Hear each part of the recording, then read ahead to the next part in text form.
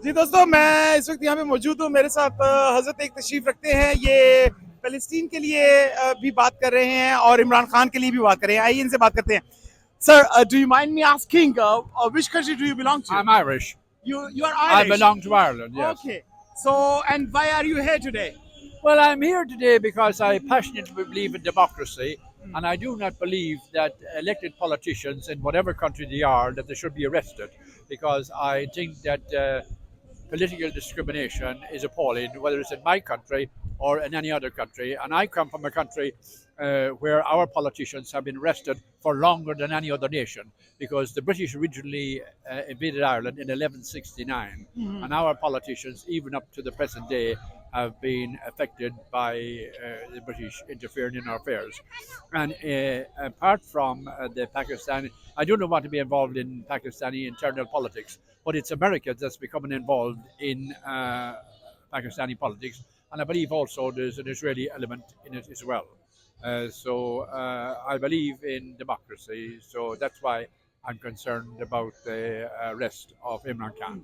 So, what are your thoughts about the human rights violation in Pakistan? Well, I believe in democracy. I believe in the Universal Declaration of Human Rights.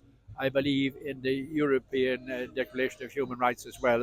And I think all countries should practice them. But the internal affairs of Pakistan is a matter for the people of Pakistan, and it's a matter for the political groups and the civil rights groups to campaign for that within Pakistan. Sure. So, sir, are you staying in London or have you come all the way from Ireland? No. I live here. No. I live here in London. I only came a few bus stops. I have been campaigning here in London for the different things I believe in since 1967, largely about Ireland, but I also have campaigned for Palestine, for the Basques, for the Kurds, and even at one stage for Khalistan, and all the different, particularly miscarriages of justice.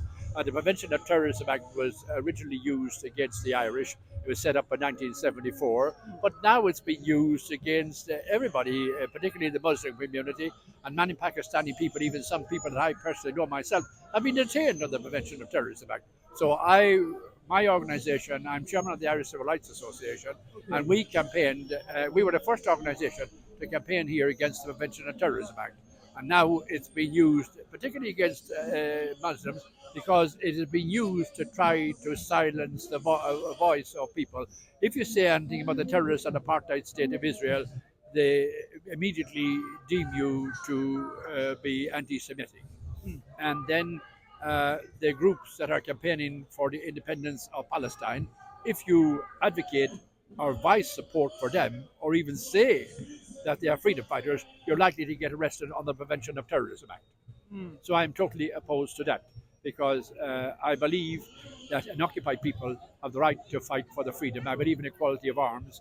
That means if American state terrorists and British state terrorists supply arms to Israeli state terrorists, that the Palestinians should be provided with arms in order to defend themselves. I do So, not. are you planning to raise your voice in British Parliament as well? No. I'm an Irish Republican, and Yes. I support Sinn Féin. We have 7 elected members of Parliament, but they raise their voice outside the Parliament. We also have members in the European Parliament, and the Irish Republicans in the European Parliament raise their voice about, particularly about Palestine. And I think some of them have even raised the detention of Imran Khan.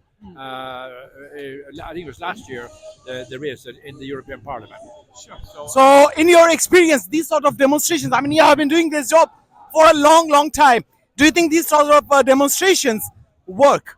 Yeah, they do work because they focus attention on the problem that the people are campaigning about, and they do work. And I suppose the classic example of a campaign that has worked is during the anti-apartheid years. A small group of women at Dunnes stores in Dublin had refused to handle South African goods, and they were sacked by the manager of the stores. They went outside the store with some placards made out of cardboard saying why they were sacked. And the next thing was to start getting support. They were interviewed in the local press, then in the national press, then in the national television.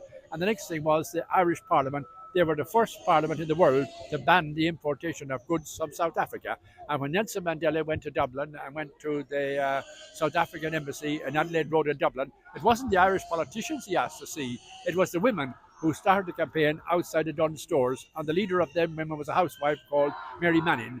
And he invited her to South Africa, and he named a street after her in Cape Town. And he was there and he pulled down the thing. So that was a small campaign started by 10 or 12 women, and that was the international result of it.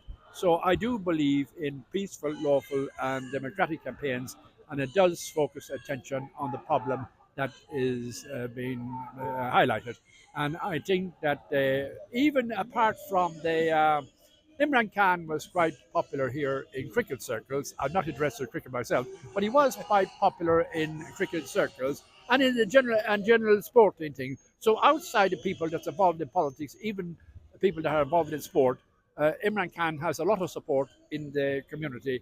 And then there is a lot of Pakistani politicians here in England, both in the House of Commons and in the Lords, and councillors elected up and down the council. In fact, during the last election, I campaigned for several Pakistani candidates who were standing on the issue of Palestine. I went and I actually canvassed for them and addressed rallies for them in different parts of London and in other parts of England. Perfect, sir. I salute you on the behalf of Pakistani population that you are supporting such a noble cause. Thank you very much.